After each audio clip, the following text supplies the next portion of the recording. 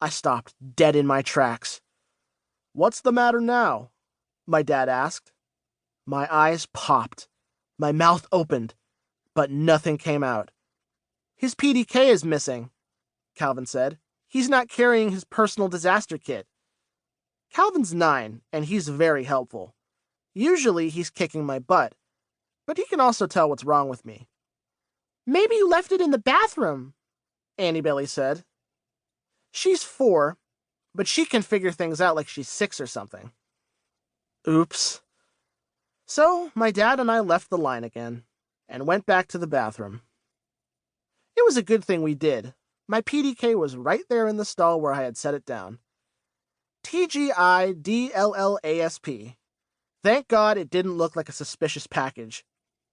Then the mackerel needed to be changed. That's the thing about babies. They need to be changed all the time. Lucky for her, we were already in the bathroom. After that, we waited at the end of the line again.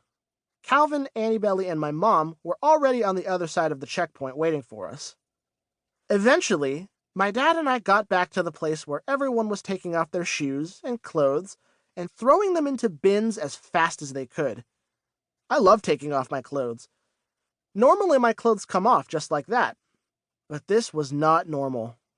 I was wearing all my clothes and had packed none of them. When you travel, the important thing, as everyone knows, is to have room in your suitcase for souvenir candy. But the problem with wearing all your clothes is that you have to take them all off. They won't even let you leave on a belt. Those are the rules. Lucky me, I figured out how to strip off 9 layers of t-shirts all at once, so I was undressed just like that. "Alvin's naked!" I heard Annie Billy shriek. My mom gasped. Her eyes popped. Her jaw dropped. Oops. Was I not supposed to get naked? But it was too late. All my clothes had disappeared into the X-ray machine. There was nothing I could do but stand there like tofu without sauce. Suddenly, security police hurried over as my PDK was coming out of the X-ray machine, and they grabbed it. I froze. "Whose bag is this?" a voice boomed. Security cameras pointed at me. "It's my son's," my dad said. "Where's your son?" My dad turned. His eyes popped. His mouth opened. But nothing came out. Normally, this doesn't happen to him. He always has something to say to me, or he might curse a blue streak like William Shakespeare if he's trying very hard to be a gentleman. But this was not normal. I was naked, but my PDK was not. Out came sunscreen, sports drinks, all sorts of forks and knives. I'm allergic to chopsticks. Cheese, my favorite snack, hard to find in China. A mirror, bug spray, a lighter fluid, rope for climbing the Great Wall, a face mask. Chinese superstition says that if you breathe smog, you will die.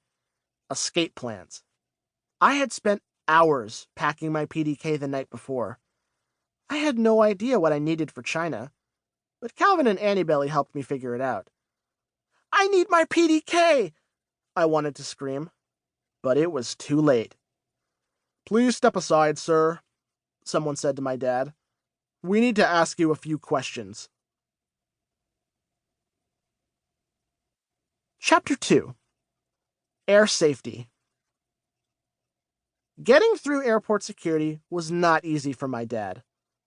By the time they let him go, he looked like he had already been on vacation for a week.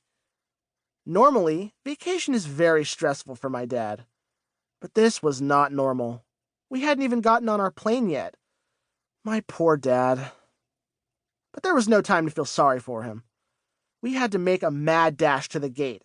We nearly missed our plane. Getting on the plane was not easy for me. In fact, it was nearly almost impossible. My entire family rolled right in like rocks into a ditch, but I stopped dead in my tracks just inches from the door. The good news was that I could grip the side of the plane really well. I've had lots of practice. The bad news was that my dad came back for me and turned me into carry-on luggage, just like that. Poor me. But poor Calvin, too. As soon as the plane started to